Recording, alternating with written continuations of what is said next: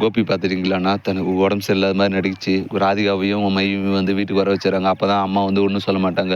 மற்றபடி சும்மா வந்து கூட்டங்களானா அவங்க வந்து எதுக்கு அவங்க மாதிரி சொல்கிற, அவங்கள வீட்டை விட்டு வெளியே போக சொல்லு அப்படின்னு சொல்லி மிரட்டுவாங்க. அதனால் தனக்கு உடம்பு சரியில்லாமல் நடித்தா அம்மா நம்ம மேலே இருக்கிற பாசத்தில் விட்டுருவாங்க அப்படின்னு சொல்லி நடிக்க செய்கிறாரு.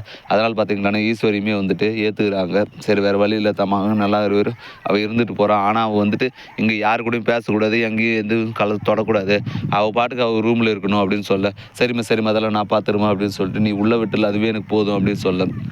இன்னொரு பக்கம் பார்த்தீங்கன்னா ராதி வந்துட்டு சரி நம்ம உள்ளே வந்துட்டோம், ஆனால் பாக்கியை என்ன நினைப்பாங்களோன்னு சொல்லிட்டு பாக்கிய கிட்ட போய் பேச போகிறாங்க. பாக்கியை வந்துட்டு நீங்கள் இருக்கிறதுனால எனக்கு ஒன்றும் பிரச்சனை இல்லை, இன்ஃபேக்ட் நீங்கள் வந்ததுனால எனக்கு வந்து ரொம்ப நிம்மதி தான்.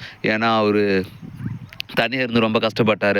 உங்கள் வீட்டுக்கார் பக்கத்தில் நீங்கள் இருக்கிறதுல எனக்கு என்ன பிரச்சனை, நீங்கள் உங்கள் வீட்டு கூட அவரோட சந்தோஷமாக இருக்குது, எனக்கு ஒன்றும் இது இல்லைன்னு சொல்லிட்டு பாக்கியமே அங்கேருந்து கிளம்பிடுறாங்க.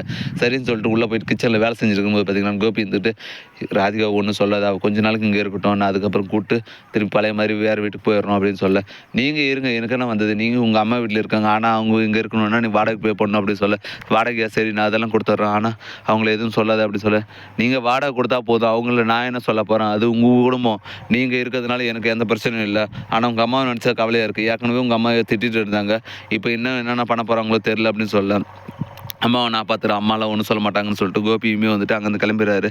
அந்த டைமில் பார்த்தீங்கன்னா ஈஸ்வரி வராங்க. ஈஸ்வரி வந்துட்டு ஏய் நீ சொல்லி தான் அவங்க வந்தாளா, உன்னால் தான் அவன் இப்படி நடந்துகிட்டு இருக்கான், அவன் இங்கே இருக்கிற வரையும் நல்லா தான் இருந்தான், நீ தான் அவன் மனசை பேசி ஏதோ வாய்த்து இப்போ பார்த்தியா இருக்கிற தலைவலி பார்த்தாலன்னு இன்னும் 2 தலைவலி எக்ஸ்ட்ரா வந்துருச்சு, எல்லாத்துக்கும் காரணம் நீ தான் அப்படின்னு சொல்ல, நான் என்ன பண்ணாதான் நான் வந்து இருக்கிற நிலைமை வந்து எடுத்து தான் சொன்னேன், இது அவரோட டிசிஷன், நீ போய் உங்கள் மகனை கேளுங்க, என்கிட்ட என்ன சண்டை போட்டு இருக்குங்க அப்படின்னு சொல்ல, எல்லாத்துக்கும் உன்னை வச்சிரு அப்படின்னு சொல்லிட்டு ராதிகா ஈஸ்வரி பார்த்தீங்கன்னா கோவம் அங்கேருந்து கிளம்பிடுறாங்க. கிளம்பி போனவங்க பார்த்தீங்கன்னா கோபிக்கிட்ட கூப்பிட்டு தனியாக அவளை எதுக்கிட்ட கூப்பிட்டு வந்தா, அவள் இங்கே இருந்தான்னா திருப்பி உனக்கு உடம்பு சரியில்லாமல் ஆகும், அவள் எதானே சொல்லுவா, சண்டை தான் அதிகம் பெருசாகும், அவளை என்னத்துக்கு கூப்பிட்டு வந்தா, அவளை அங்கேயே இருக்க சொல்கிறதாரு, நீ சரியான முன்னாடி வரேன்னு சொல்லிட்டு வந்துட வேண்டியதானே, அவளை என்னத்துக்கிட்ட கூப்பிட்டு வந்தா அப்படின்னு சொல்லி திட்டம்மா, என்னால் இங்குக்கும் அங்குக்கும் போக முடியலமா, அதுவும் இல்லாத இப்படின்னு போயிட்டே இருக்கிறதுனால எனக்கு அடிக்கடி நெஞ்சு வலி வருது, நான் இருக்கிறது கொஞ்ச நாளைக்கு வந்து நல்லா இருக்கட்டும் அப்படின்னு நினைமா அப்படின்னு சொல்ல, அப்படியெல்லாம் பேசாதடா, இப்படியெல்லாம் பேசினா நம்ம அம்மா மனசு ரொம்ப கஷ்டப்படுது இல்லை, நீ நல்லா இருக்கணும்னு சொல்லிட்டு தான் நான் இவ்வளோ கஷ்டப்படுறேன்,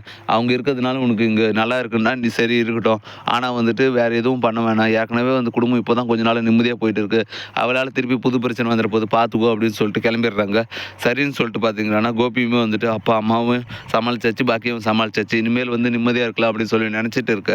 இன்னொரு பக்கம் பார்த்தீங்கன்னா ஈஸ்வரி மனசுக்குள்ளே ராதிகாவை வந்து நான் மன்னிச்சாலுமே வந்துட்டு பாக்கியலட்சுமி மன்னிக்க மாட்டா, எப்படியும் அவளை இந்த வீட்டை விட்டு துரத்த தான் பார்ப்பா, அவள் வீட்டை விட்டு வெளியே போனால் அந்த டைமில் பார்த்தீங்கன்னா கோபியும் பாக்கியலட்சுமி எப்படின்னு ஒன்று சேர்த்துணும் அப்படின்னு சொல்லிட்டு மனசுக்குள்ளே வந்து பிளான் போட்டு இருக்காங்க. இப்படி தான் வரப்போகிற எபிசோட் வந்து போக போகுது. அடுத்து என்னென்னலாம் இன்ட்ரெஸ்டிங்காக நடக்க போகுதுன்றதை நான் அடுத்தடுத்த வீடியோவில் சொல்கிறேன். மேலும் இது போன்ற இன்ட்ரெஸ்டிங்கான வீடியோக்கள் பார்க்க மறக்காமல் நம்ம சேனலை சப்ஸ்கிரைப் பண்ணுறேங்க, கூட பெல் பட்டன் அழுத்துங்க, அப்போ தான் நான் போகிற ஒவ்வொரு வீடியோ உங்களுக்கு நோட்டிஃபிகேஷன் வரும். தேங்க்யூ.